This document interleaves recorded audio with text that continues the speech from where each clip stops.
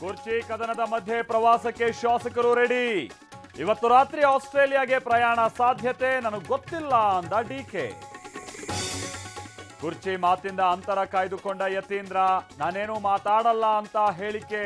ಮಗನಿಗೆ ಸೂಚನೆ ಕೊಟ್ರ ಸಿಎಂ. 3,000 ಕೋಟಿ ಹಗರಣದ ಸೂತ್ರಧಾರನೇ ಆತ.